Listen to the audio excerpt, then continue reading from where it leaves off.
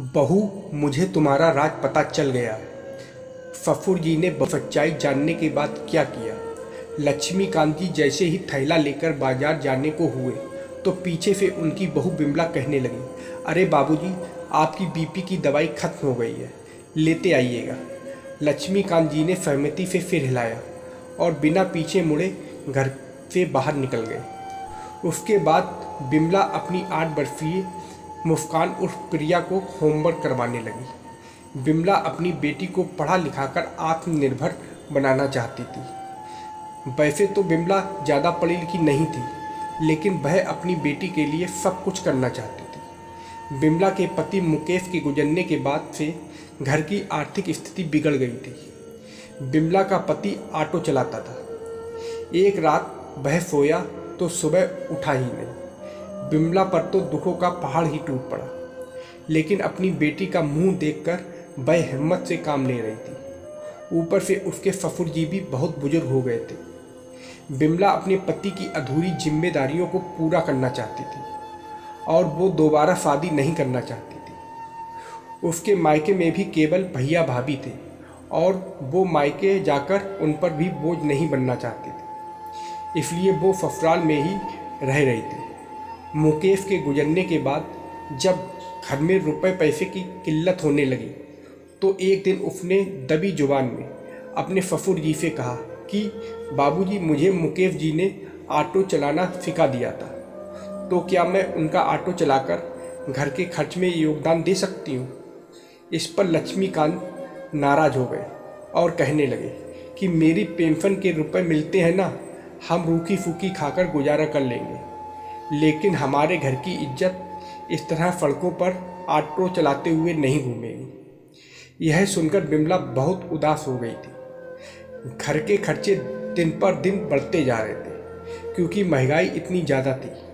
ऊपर से ससुर जी दवाइयों का खर्च, बिटिया के स्कूल का खर्च कुछ भी नहीं संभाल पा रहे थे। आखिरकार मजबूरन बिमला को कुछ ऐसा कदम उठाना पड़ा जिससे उसके ससुर जी को बुरा भी ना लगे और घर में 4 पैसे भी आ जाए।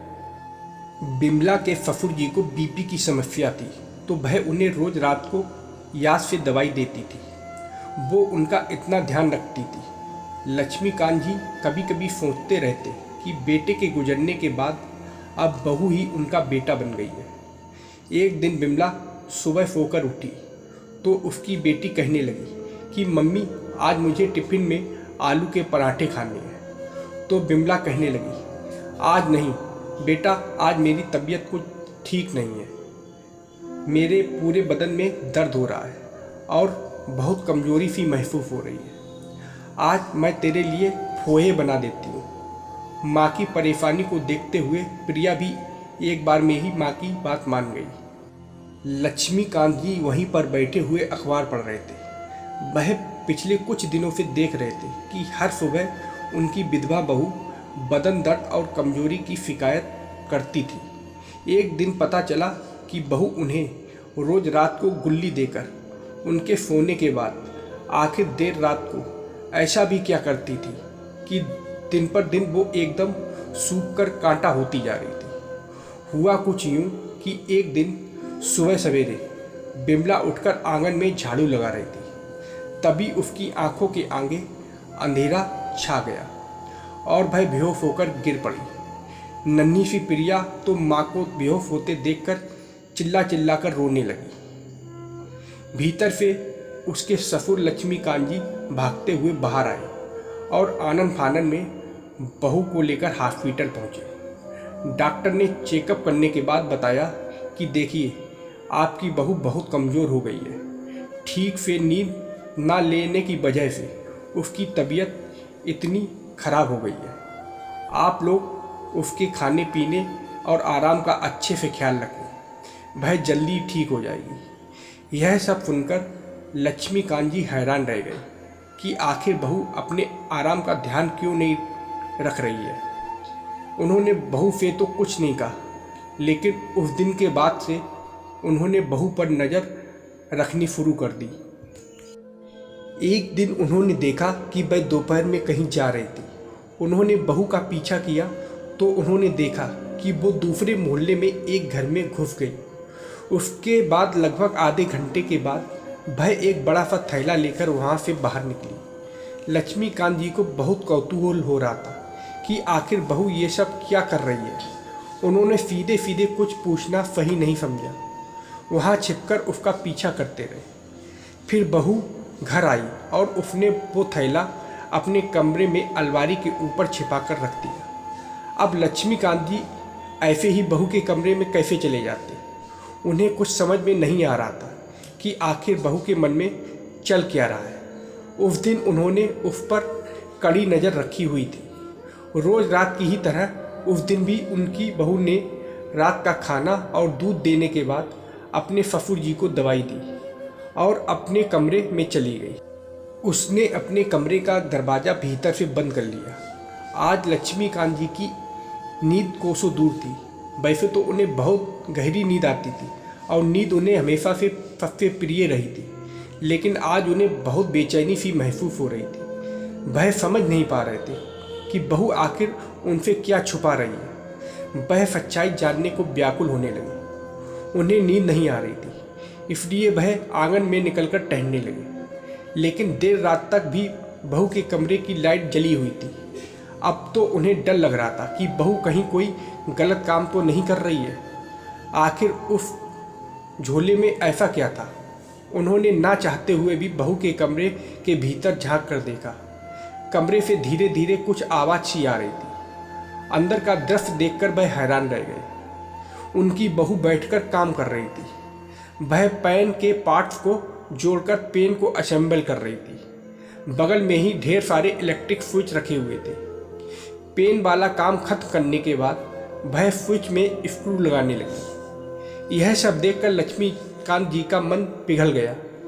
बेटे के गुजरने के बाद थोड़ी सी एक्स्ट्रा कमाई करने के लिए उनकी बहू रात भर जागकर कितना काम कर रही है। यह सब देखकर उनका हृदय पीड़ा के मारे फटने लगा और वह सोचने लगे कि काश कि मुझे पेंशन में और ज़्यादा रुपए मिलते तो बहू को इतनी परेशानी ना उठानी पड़ती। वैसे भी इतनी मेहनत वाला काम करके भी बहू को कितने कम रुपए मिलते होंगे। उनकी आंखों से अपने आप ही आंसू टपकने लगे और वह चुपचाप अपने कमरे में जाकर लेट गए। वो आत्म मंथन करने लगे और सोचने लगे कि मैंने बहू को ऑटो चलाने से मना कर दिया तो बहू ने घर के खर्च में सहयोग करने के लिए यह उपाय निकाला। वह फूट फूट कर रोने लगे और सोचने लगे कि बेटा तो ज़िंदगी में रहा नहीं, अगर बहू को भी इस चक्कर में कुछ हो गया तो मैं क्या करूँगा। वो आत्मग्लानि से भर उठे कि वह अपने परिवार का ठीक से ध्यान नहीं रख पा रहे हैं। अगली सुबह जब बिमला सोकर उठी तो उसके ससुर ने चाय नाश्ता पहले से ही तैयार करके रखा हुआ था। बिमला को आते हुए देखकर वो कहने लगे, बहू पहले चाय पी लो और फिर मेरे कमरे में आओ, मुझे तुमसे बहुत ज़रूरी बात करनी है। बिमला हैरान रह गई क्योंकि उसके ससुर जी ने कभी ऐसा व्यवहार नहीं किया था।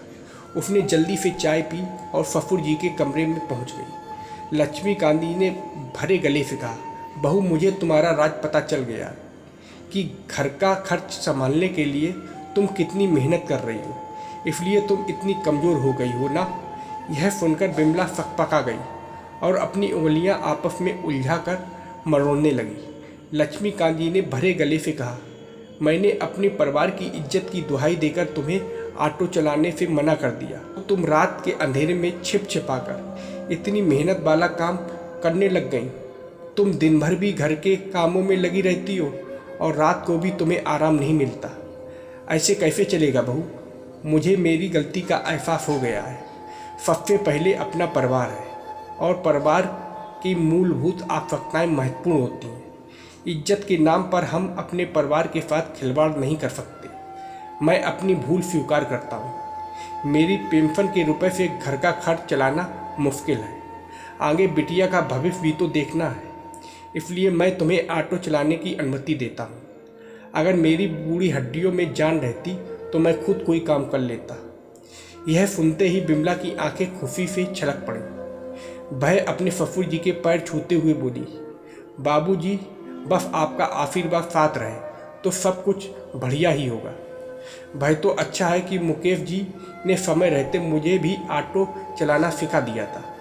आज उनकी अनुपस्थिति में मैं कम से कम मैं इस लायक तो हूँ कि ऑटो चलाकर इस परिवार का ध्यान रख सकूँ। लक्ष्मीकांत जी ने गर्व भरी नज़रों से अपनी बहू की ओर देखते हुए कहा, तो फिर ठीक है, घर और प्रिया की जिम्मेदारी मेरी, और काम से वापस आने के बाद तुम सिर्फ और सिर्फ आराम करोगी। आखिर तुम्हारा स्वास्थ्य भी तो महत्वपूर्ण है। बिमला का मन खुशियों से झूम उठा कि देर से ही सही उनके ससुर जी को उसकी बातें समझ में तो आ गईं। अब उसे ज़िंदगी में आगे बढ़ने से कोई नहीं रोक सकता था। दोस्तों, आपको क्या लगता है, यदि घर चलाने के लिए बिमला ने ऑटो चलाने का निर्णय लिया था तो क्या वह सही था या गलत? कमेंट करके ज़रूर बताइएगा। धन्यवाद।